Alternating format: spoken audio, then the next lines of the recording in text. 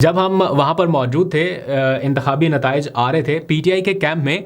जो एक बड़ी स्क्रीन लगाई गई थी उसमें इंतखाबी नताइज जो हैं वो फॉर्म 45 के अकॉर्डिंग, जैसे जैसे फॉर्म 45 उनके पास पहुँच रहे थे, फिजिकल फॉर्म 45 की बात कर रहा हूँ, कुछ और नहीं, तो वो उसके नताइज कंपाइल करके एक बड़ी स्क्रीन के ऊपर दिखाए जा रहे थे और उसके अकॉर्डिंग पीटीआई की लीड जो है वो वाज़े नज़र आ रही थी कि जनाब ये लीड है। लेकिन बहरहाल सरकारी नताइज जो थे उसमें कुछ और कहानी नज़र आ रही थी। तो जब हम पीटीआई के कैंप से फॉर्म 45 के अकॉर्डिंग नताइज बता रहे थे वो कुछ और था, लेकिन जब सरकारी नताइज की जानिब वो जब टेलीविज़न पर चलते थे तो वो और था। तो बड़ी कन्फ्यूजन रही है थ्रू आउट इस हलके में।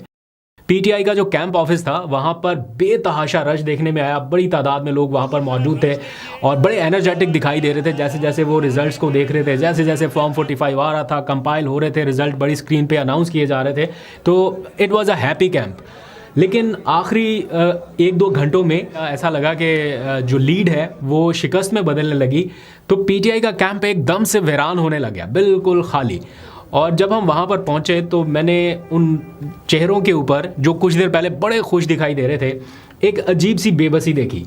और फिर लोग आपस में बात कर रहे थे, जो एग्जैक्ट जो बात कर रहे थे कि यार क्या फ़ायदा इस इलेक्शन में पार्टिसिपेट करने का, क्या फ़ायदा इतनी दूर से आने का, वोट कास्ट करने का। वो इस तरह से कोई किसी का वोट होगा हल्के में, वो दूर दराज से भी आया, तो इस तरह से लोग डिप्रेस या मायूस दिखाई दिए और बिल्कुल बेबस दिखाई दिए।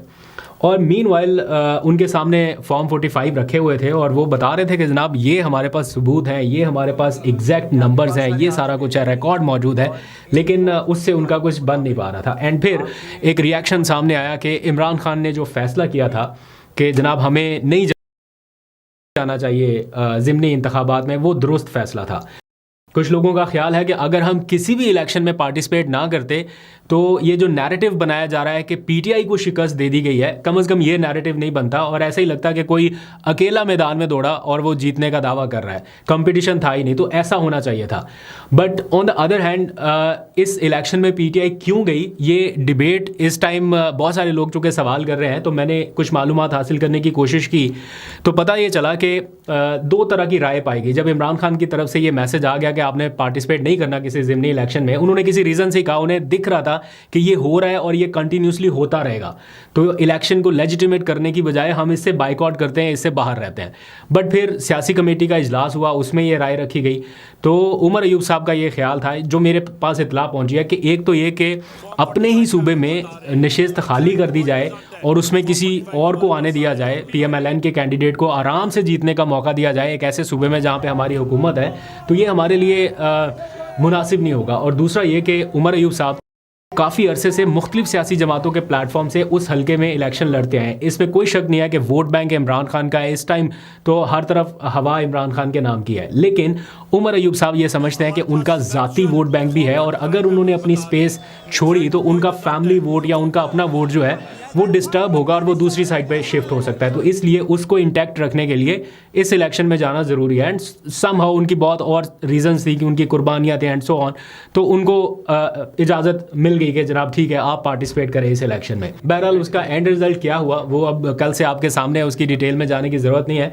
लेकिन अब पीटीआई के लिए क्या ज़रूरी है कि वो क्या कर सकते हैं, और कारकुनान चूँकि इस टाइम देख रहे हैं खैबर पख्तूनख्वा हुकूमत की तरफ, उन्हें ये लगता है कि अगर हमारी हुकूमत होते हुए भी हमारे साथ ये हो गया, दैट मीन्स कि आगे तो फिर ये रिपीटेड होता रहेगा। और ये एक टेस्ट केस है पीटीआई के लिए कि वो इस सीट के ऊपर अगर तो वो इसको तस्लीम कर गए या आने वाले वक्त में ये मामला भी ठप हो गया बाकी हलकों की तरह, तो फिर पीटीआई का आने वाले वक्त में इक़्तिदार का बोरिया बिस्तर लपेटना कोई मुश्किल काम नहीं रहेगा। यानी फिर ये जो है ना कि 13 साल से एक पार्टी इक़्तिदार में है, तो उसको फिर ख़त्म करने के लिए बहुत आसान फार्मूला हो जाएगा। तो ये टेस्ट केस के तौर पे पीटीआई को लेके चलना पड़ेगा। अब इसके ऊपर कारकुनान वेट कर रहे हैं रद्द-ए-अमल क्या होगा। आज हमने देखा हल्का फुल्का एहतजाज हो रहा है, रेजिस्टेंस की जा रही है कि जनाब हम नहीं मान रहे इस नताइज को, लेकिन क्या ये काफ़ी है? अब on the other hand options क्या है? इलेक्शन अगर कोई हार जाता है और फॉर्म 47 जारी हो जाता है तो उसके बाद तो फिर वो इलेक्शन ट्रिब्यूनल हैं, अदालतें हैं एंड सो ऑन, और वहाँ पे क्या पोजीशन है, क्या सिचुएशन है। जो पहले 24 के इलेक्शन हारे हुए कैंडिडेट हैं, वो अपने फॉर्म 45 लेके फिर रहे हैं, उनकी सुनवाई नहीं हो रही। जो सुनने वाली अदालत थी, उनके जज साहब तब्दील हो गए, वो फिर नए जजेस अपॉइंट कर दिए गए, उन्होंने अभी तक किसी केस का फैसला ही नहीं किया। हालांकि ट्रिब्यूनल्स ने मखसूस दिनों में डिसीजन करना होता है, लेकिन वो नहीं हो पाया। तो अगर पीटीआई को ये रेमेडीज़ अपनानी है तो फिर तो उनको मुझे नहीं लगता कि कोई खातिर खा फ़ायदा हो सकेगा, क्योंकि PTI is the only party जो अपने फॉर्म 45 लेके फिर रही है कि जनाब ये है हमारे पास, ये नताइज हैं, इसको टैली कर लें और फैसला कर लें। ऑन द अदर हैंड जो PMLN के कैंडिडेट जीते थे, उन्होंने अभी तक कहीं पे भी पब्लिकली वो फॉर्म 45 नहीं डिस्प्ले किया कि ये हमारे पास देखें, इतने कॉन्फिडेंस के साथ कि जनाब इसके ऊपर अगर आपने रिजल्ट मैच करना है तो कर लें। तो ये एक सिचुएशन है। बहरहाल अब क्या खैबर पख्तूनख्वा असम्बली की सतह पर कुछ किया जा सकता है? लोग उसकी तरफ भी देख रहे हैं कि शायद कोई इजलास बुलाया जाए खैबर पख्तूनख्वा असम्बली का, और वहाँ से एक करारदाद की सूरत में, होना उससे भी कुछ नहीं है, लेकिन एक रेजिस्टेंस एक सूबाई सतह के ऊपर सारे मिल के अगर शो करें तो शायद ये एक ऐसी चीज़ नज़र आए जिससे ये तासुर जाए कि हम इसको एक्सेप्ट करने के लिए तैयार नहीं है। तो ये टग ऑफ वॉर चलती रहेगी तो शायद पीटीआई आगे भी रेजिस्ट कर सके, लेकिन अगर इस सीट के ऊपर छोड़ दिया मामला तो फिर सिचुएशन वर्स्ट हो सकती है। इसलिए असेंबली के फ्लोर से कोई करारदाद प्लस कोई तहकीकात या ऑडिट या इस तरह का कोई ऑप्शन शायद अडॉप्ट करना पड़ेगा।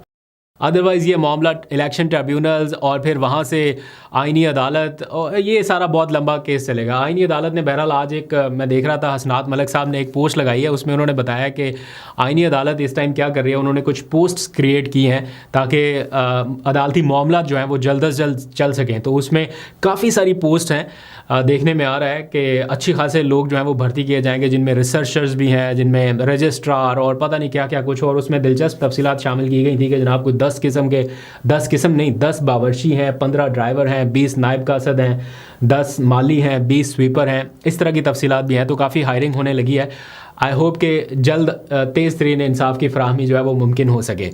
अच्छा, अब इस सारे मामले में पाकिस्तान तहरीक इंसाफ ने एक पहली कॉल दी है इस इंतखाबी नताइज के बाद, और वो है अडयाला जेल जाने की। यानी कल मंगल का दिन है, मुलाकातों का दिन, और आपको पता है कि मुलाकातें नहीं हो पा रही।